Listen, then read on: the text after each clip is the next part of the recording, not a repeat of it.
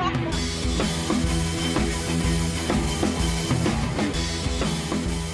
I'm Isabel, founder and firebrand of the Uprising Spark. Hi, I'm Kristen, author of The Age of the Child. Hi, I'm Lenora. I'm creator of The Bitchy Bookkeeper, and we are the 3 founding non-mothers of Childfree Girls. In this episode, we have Jackie Shannon Hollis, who is our guest today. She is author of the memoir, This Particular Happiness, A Childless Love Story. So thank you for joining us today, Jackie. Your perspective is very interesting and fascinating to us because you are a woman who actually wanted to be a mother. Mm-hmm. And you married someone who did not want to be a father. Yes. I want to get your perspective on, first of all, wanting to be a mother and just how you got to the place where you are now. Well, let me think about how I want to say this. I'm just going to kind of start off with where the book starts, and just say that I married my husband, Bill. I grew up thinking that I would be someone who would have a child. It was a generation. I was born in the late 50s, grew up in the 60s and 70s where all the women that I knew were having children. And that it was just set up as an expectation.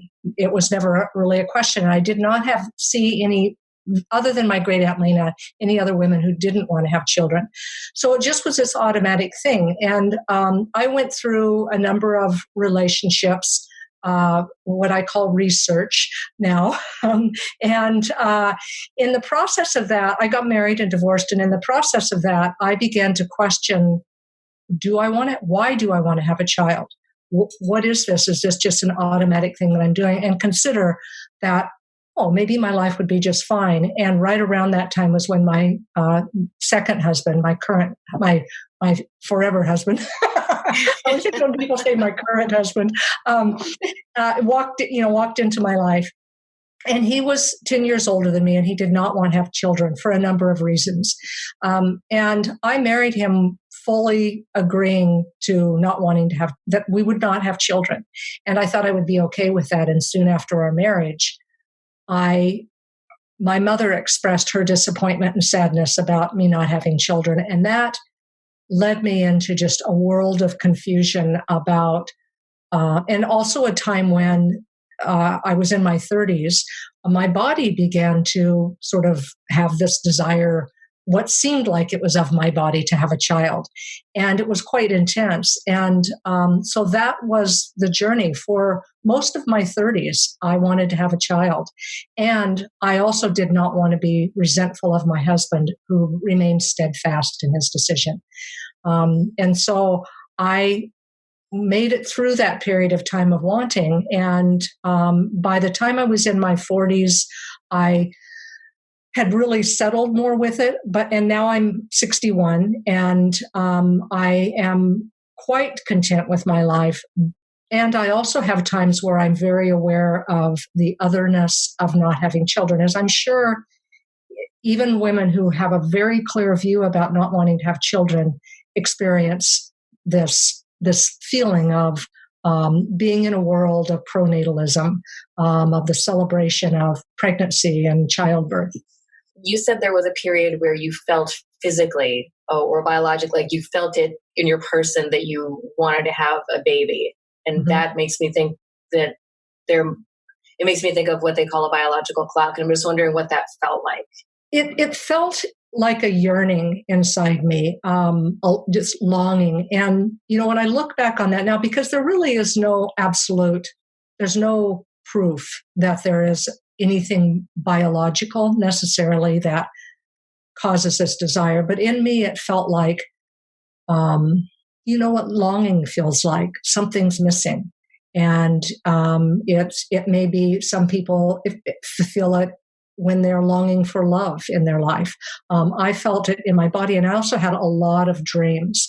And it was also, I would be quite obsessed is a little too extreme, but fascinated by it whenever I was around a woman who was pregnant, really wondering what was that like. And I had quite a romance with pregnancy and childbirth. Most of the women who've gone through that are like, you got to be kidding me about the romance about it. But my family had a story about having really easy pregnancies. So I had dreams of being pregnant. I had this experience when I would hold an infant of deep comfort in those moments, and they were really bodily sensations of longing or peace with the baby. It wasn't there all the time. It wasn't a constant thing, but it was definitely something that happened for me. For you, you all haven't had that at all, or? No, actually, this is interesting. If you wanted to ask us questions about that, because that would be an interesting dialogue. Never had that. No, I think I have, but I fully understood afterwards that it was just societal pressure, like what people expected me to do, not that I wanted for myself. I've heard of many people whose marriages have fallen apart because they cannot agree whether, having children, not having children, how many children we're going to have. So I'm wondering, how did you and your husband cope during all this time that you were, just having all these feelings? And I understand, it's really, sometimes it's like this yearning, it's very strong. So I'm just wondering how that, how your marriage survived, basically. Yeah. Well, we both came into the relationship having had a lot of unsuccessful tries at long-term relationship, and so we both had a very high intention to be together, to stay together. And for me, a lot of it was about accountability for my own feelings and not putting my change of plans onto Bill.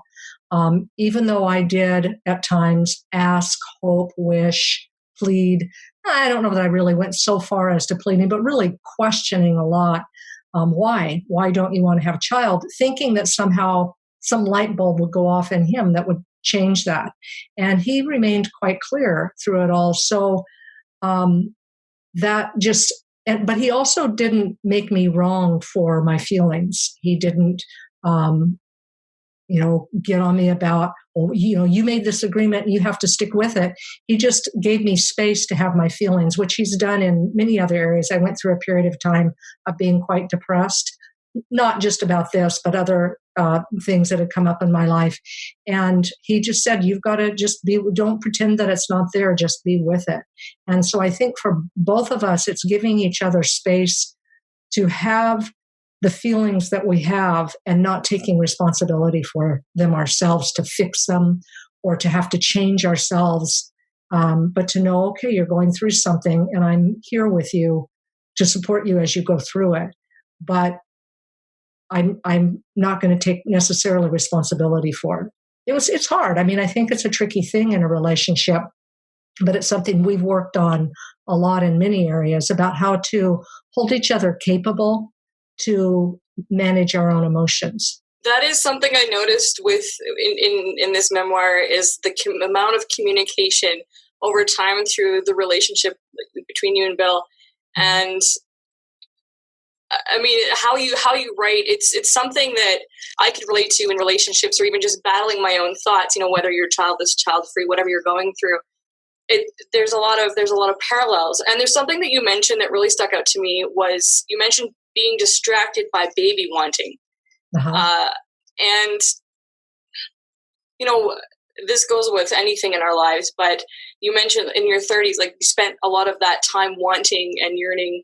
And I'm just curious, with the pressure there is in society to procreate, and then we focus on, okay, we need to find the right partner. We need to get on, we're on this timeline. Mm-hmm. All of that energy, as you mentioned, spent on trying to make something happen that, if we all just took a step back and go, like you did, is this what I want? Why do I want this? I wonder what would free up for other things that I know maybe are not as valued by society standards, but actually are very beneficial to the world and to yourself and to your relationships. Like, I just want to talk about that somehow, is that energy, putting on that energy around being distracted by baby wanting, when actually maybe it's not necessary. Yeah. Well, I want to kind of bring this back around to a question for the three of you, but I for me, some of, when I go look back on those years, I think that, and this goes back to this idea of longing inside ourselves, is that I think longing is sort of this natural thing. And we're trying to find something, but in a way it's a bit of a distraction from what is, from being present. And just, seeing what we have right in front of us. And, so there's that part of it.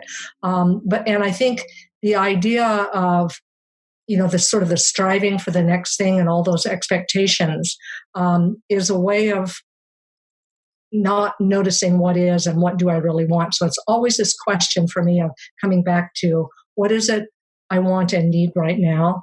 And what do the people, who are primary in my life, what do they want and need?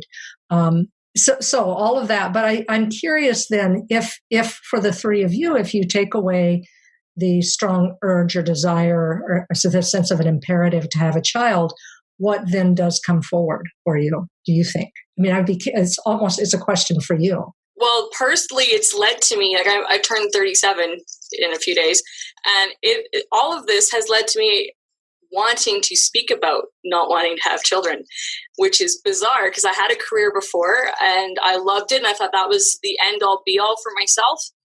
And then going through a decade of just doing different things and learning about myself has led me to now going, oh, this is a conversation I love having that really is nobody's business, but I'll talk about it day and night, as everybody knows. And that has given me a sense, or is giving me a sense of being present, of like, what can I do now to help this conversation grow, like continue and encourage people to speak out. And it's given me, I guess if that's what it's given me is opportunities. That's great. Yeah. In weird ways. Like, I think this is a weird way to spend my days, but I love it. As parents say, I wouldn't change this for the world. So that's where it's led me personally. Well, in my case, after I realized that I didn't want to have children, first to realize I had a choice, and then to be like, great, I don't want to have any children. I didn't know I have the choice, and now I can focus on the things that really make me happy. So that's what I've been like. That yearning that I used to have for a child when I thought I wanted one now has turned into wanderlust, just complete and utter wanderlust, which is one of my passions. And also, just what we're doing here with Kristen and Lenora, plus my own personal projects, like everything that I'm passionate about, that's what keeps me up at night now. That's what makes me wake up really early in the morning. That's what keeps me, plugged into the computer or the phone, because it makes me happy. Like, I feel fulfilled. I've never thought about a desire to have kids. It just was never there. So there was nothing to take its place in that way. But I've just always been, for as long as I can remember, just been interested in writing, really. And so that's where all my passion and drive goes. That's where my energy goes, I guess. I've always been interested in writing and true love, and I found that in my forever husband. Well, I think that that's one of the things for me that it kind of touches with what each of you are saying, is this sense of, I think that women for a long period of time had a pretty narrow band for what they could do with their passion or desire or longing, which was have a children and be a homemaker, and that there were creative endeavors that were within that, but it was fairly more narrow. And so, especially I think maybe even more your generation than mine, just the possibility of saying there's these other things I could do with the drives that I have, whether it's like travel or, all the creating or speaking out on something. I mean, all of those things I think are all of the ways that we now have to express the longing, the passions in us. So for me, I think as I look back on the time of wanting, it really was so much about that. And Kristen, when I came to writing, it's like, this is the place. this is a, such a deep creative experience. And then when your phase of feeling that strong, intense urge to have a child, so you didn't have that at first, and then you had it, and then at what point was there an aha moment where it went away? Was it a tapering off that involved you having to make it go away because you were battling between the idea of a child and staying with your husband? Or I think that it was like almost any emotion or thing that we struggle with. It wasn't. It was something that came and went, and there were times where I was sort of through the years of longing where I was also wildly child-free. I mean, it wasn't just one thing. I loved it. I was fully aware of what came into my life in the absence of children, the opportunities I had, the travel I had, the financial stability I had, the good nights of sleep, I can go on and on. There were so many things. And the opportunity to explore my relationship. So all of that was there. And so it wasn't like I spent 10 years intensely wanting. I would say that over the period of time, the wanting declined. And about the time I turned 40, and through some events that were even in the book, it really did go out the door, just really understanding, I'm done with that. And then there was a space left, not so much a space of, I have to give that up, and now how do I fill it? But I think a space that had always been there, and a hollow that I had been using this distraction of child wanting to fill. And that when that was gone was when really a more truly deeper exploration of my own creativity and desires came forward. Wow. It's really inspiring to hear you talk like that, because there are many women out there who are childless. So they want to have children. For some reason, they can't. And some of them transition and become child-free by circumstance in a way. But there is that period of grieving that they cannot have children. And I think it's very important for them to, I understand that it can hurt. But I think it's important that they see the silver lining of that, which is expansion. It's, you can build a whole very fulfilling life without children. Like, you don't have to have them. Yeah. Some of it also is this feeling that, for me, it was so much of also the outside, trying to tease out what are the outside pressures and expectations. How much of this is me just wanting to fit in with, the club of mothers and the expectations. And then I realized, women get asked questions all through our lives about the next thing. When are you going to, do you have a boyfriend yet? Or partner yet? Are you going to get married? When are you going to have a child? When you have a child, when are you going to have another child? When's the next one coming along? And then you're having a third, that it's just like, there's all of these kinds of pressures that happen. And then it's all about the next steps for those children and then grandchildren. And I think it's kind of like, it's looking at how much am I responding to all of that out there.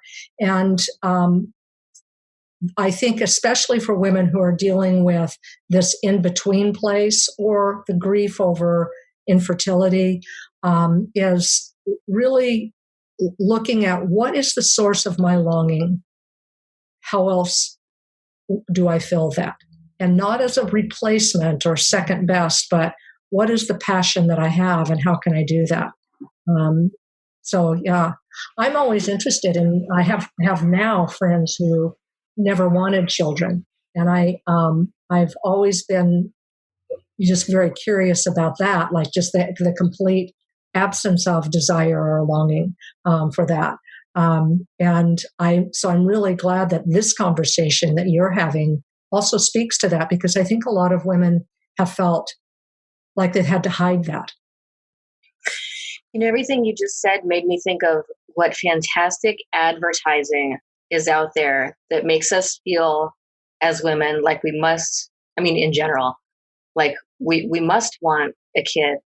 Otherwise we're not, we're missing something, just like advertising has so successfully made a lot of people feel like they need the next iPhone and the next iPhone.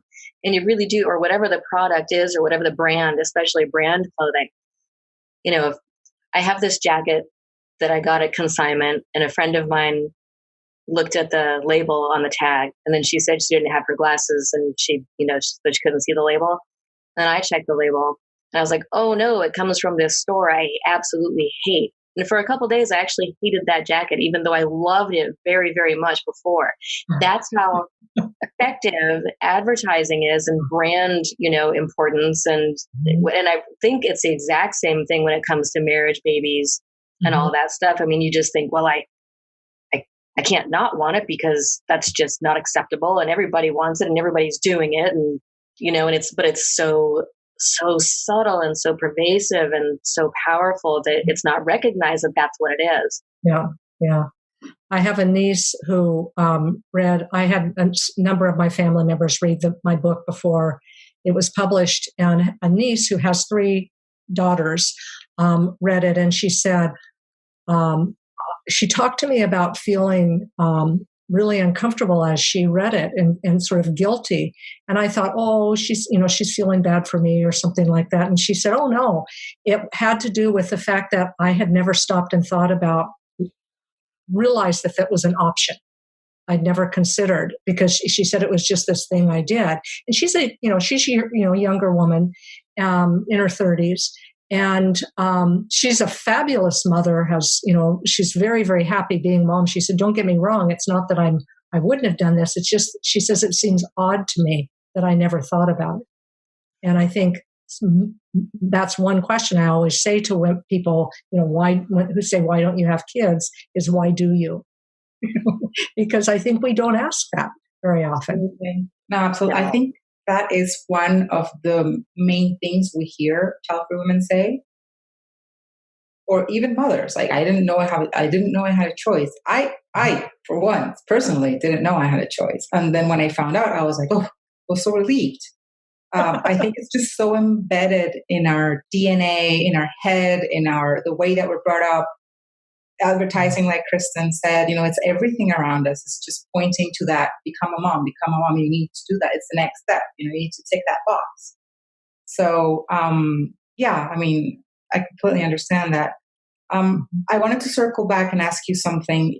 We're talking about pressure and societal pressure and whatnot. There's also family pressure. And you mentioned your mother was disappointed that you weren't going to become a mom. Did she come to terms with that? Yes.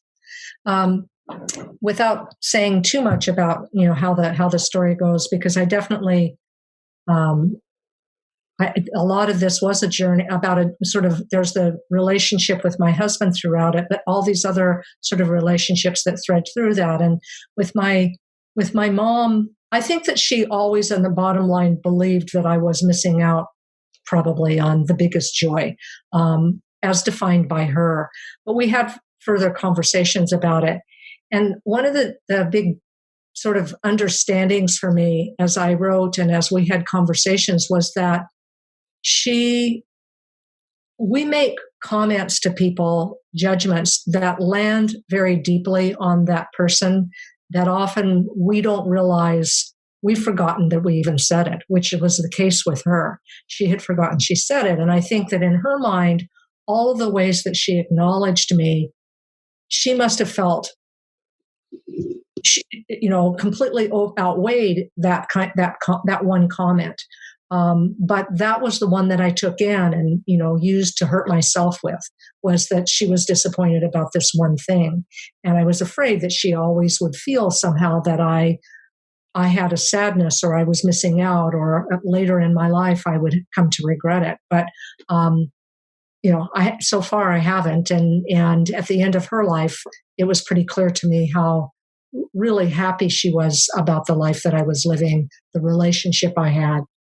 She adored Bill. And so I think she felt like I chose pretty well. I personally found the story uplifting because I am one that seeks freedom. And as a child, that's what I looked at, because I would hear adults speak about, oh, when we retire and our kids are grown up, we're going to do this, this, this, this, and this. And for me, it was like, well, why don't I just bypass that altogether and explore life? Motherhood never, I didn't like what I saw, even though my parents willingly went through that. And I was like the rebellious daughter. So I guess I had that to offer to make them question, why did we do this? So I come from that too. But, you know, reading your journey and listening to you speak and how you've created this life that you love, and that it's possible, because we're taught that we're selfish if we do things for ourselves, but it's so important. And giving like you mentioned, you and your husband give each other space to go through what you need to go through. You're supportive. And I feel that we need to do that individually, women and men, parents or not, but we're not encouraged to, because one of the greatest joy for myself so far is being able to explore what I can do. Not that I have a whole lot of answers, but just that freedom. And it's not that I ever want to talk somebody out of having children, but I wish more people would be courageous enough to explore their own opportunities. You know, you talk about living present, like being here present, what's in front of you, what is great about your life, even though we all want things. It's just, you know, for people to say, hey, it's okay to do what you want to do. Ask yourself what you want. You know, you've done that, you are doing that, and you're leaving this awesome trail for other people to follow, because, you know, we don't have a whole lot of examples of, even just from your perspective, you know, child-free community, we're speaking more about it, but, you know, we're still in a way kind of infants sorting it out.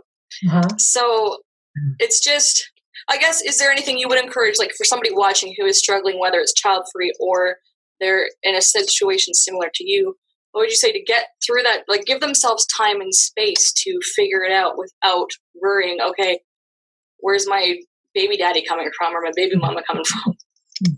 Yeah, I would definitely say when the fear and anxiety come from looking into the future and worrying about what's out there, the unknown, and if we just stay, you know, in this moment with what is I want. But as the question comes up, the sense of, you know, well, I really do want to have a child, is thinking about what is it that I think will happen in my life as a result of that, and really sort of playing that tape out. What will my life be like?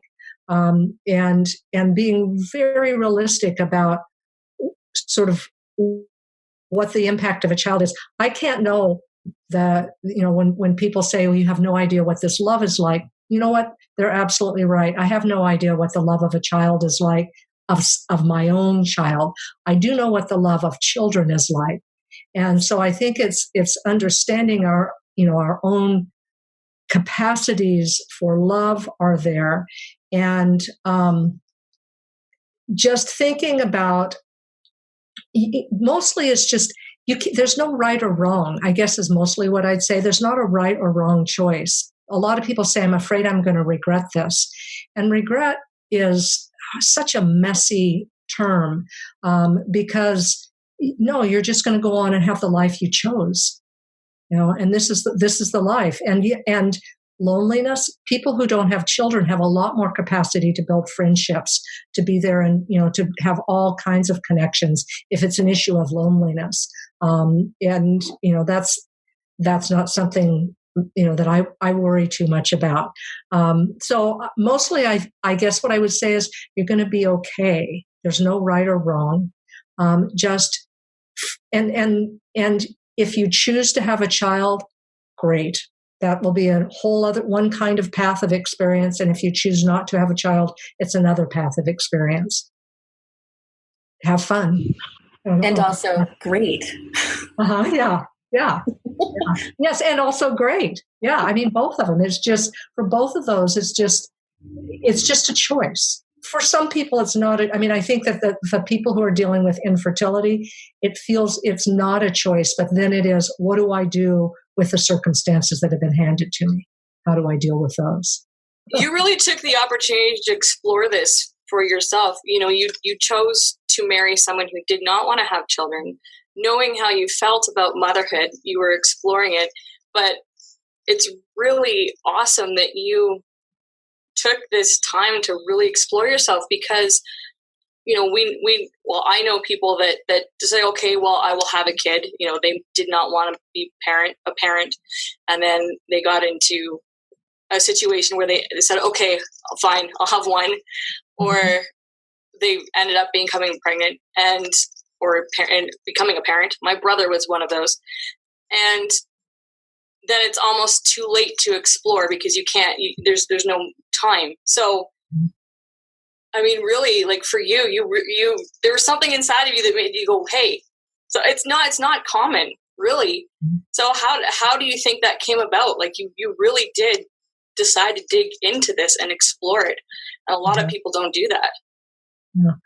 I just always was a kid who have always had a fairly rich inner life and a curiosity about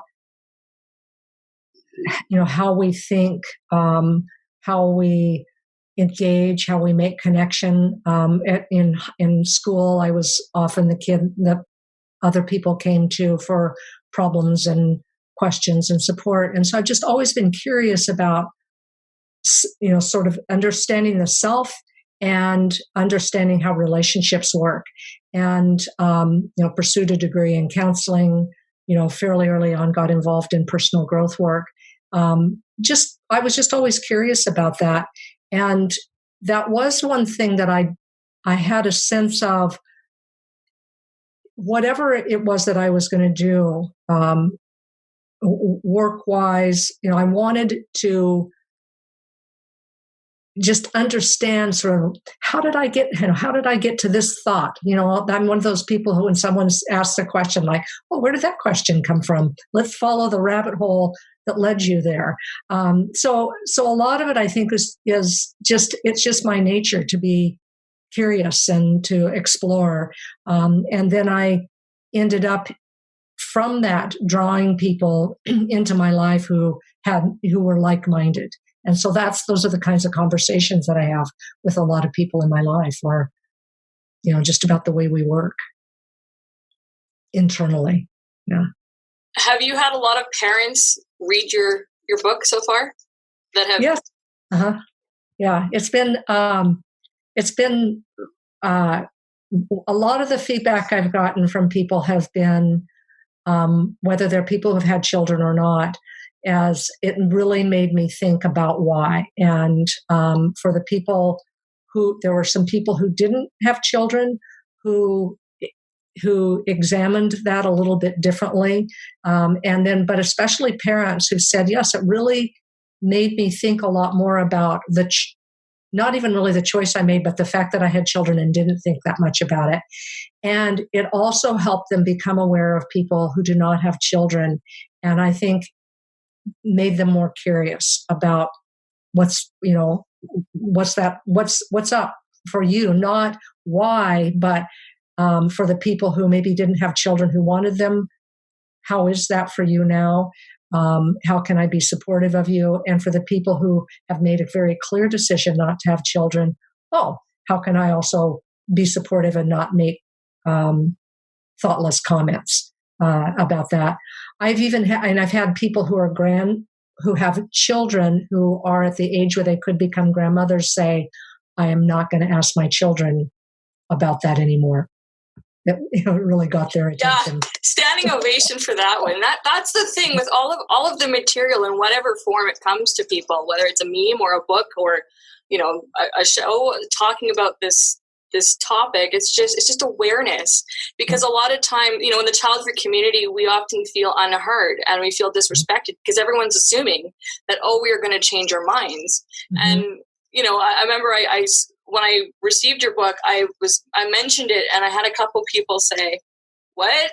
Because it's so foreign that we're always told, one day you're going to meet somebody and you're going to change your mind. I'm like, well, I know somebody that met somebody and she changed her mind about having kids. And it's not to be flippant or not to take away, because we all go through a journey. Some may have a little bit easier than others, but it's just finally seems to be breaking away these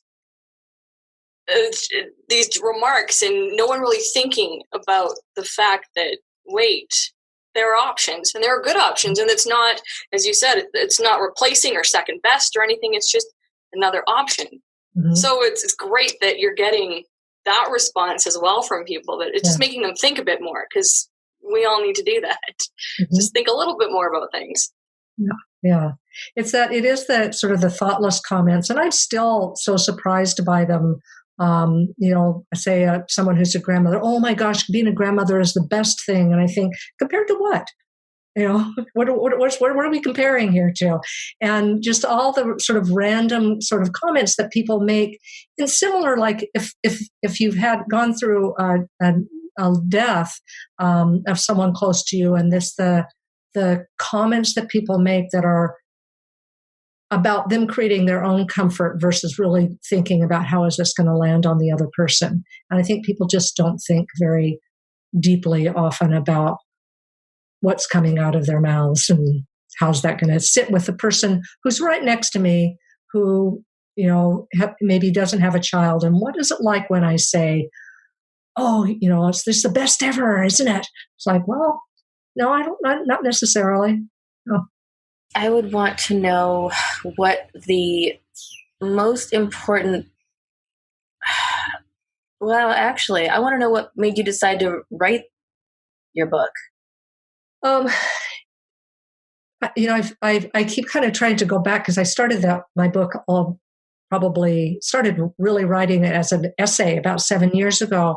And I wanted to speak to the fact of being childless. I wasn't seeing a lot of more personal essays. There was some writing out there that was maybe more prescriptive about, what do you do if you are dealing with infertility. But there wasn't a lot of just conversation of this is what it's like, or this is the journey that led me here. And I wanted to speak to the complexity of that, because I do think that for many people, it changes over time, that we are not static very much in our lives. I think, we change our feelings about the person. Often, people, you marry someone and then you don't want to be married to them, or our jobs. And I think also that the desire to have a child or not have a child is not necessarily static. So I wanted to speak to that, the moving in and out of that. And I wanted to write about being in a relationship where two people want something different and manage to probably fall deeper in love by the fact of that difference. And what did you want? What did you most hope or want people to take from it? What was the core of what you were trying to communicate?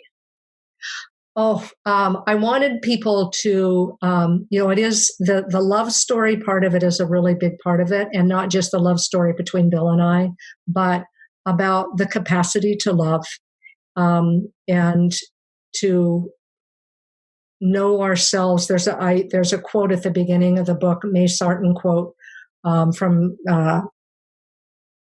I'm drawing a blank. Mrs. Stevens, here's the mermaid singing. And the quote is, love opens the door, as far as I can see, into I'm not getting this exactly right, but the most awful and terrible parts of our own real selves. But that being in relationship with another person is often having a mirror held up to ourselves, and that we have to look at ourselves in friendship, in mother-child, sister, partner, all of those kinds of relationships. We're forced to look at ourselves if we're willing to open our eyes.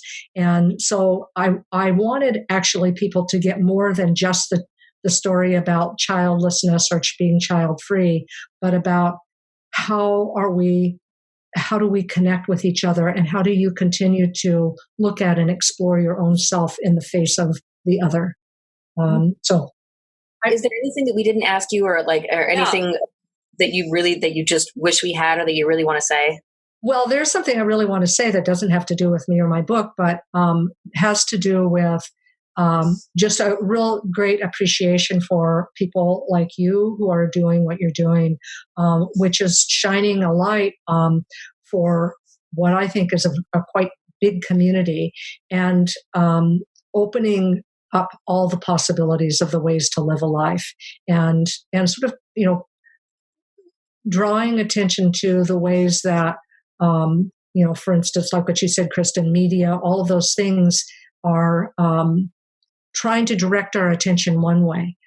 So I really appreciate what you're doing, and each of you in your own different ways. So, and together. Yeah. Thank you. We're all doing it. Yes. Thank you.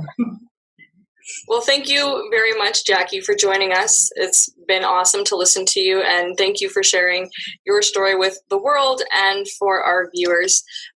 For you watching, we hope that you enjoyed this. Please email us at childfreegirls@gmail.com. We will leave the link to Jackie's book below. We love that too. So please check out her book.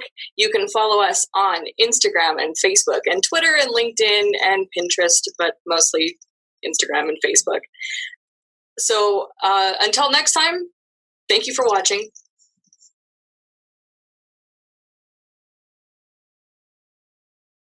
Are you a mother that had a child before realizing you had a choice? Leave your answers in the comments below. Leave your answers in the comments below.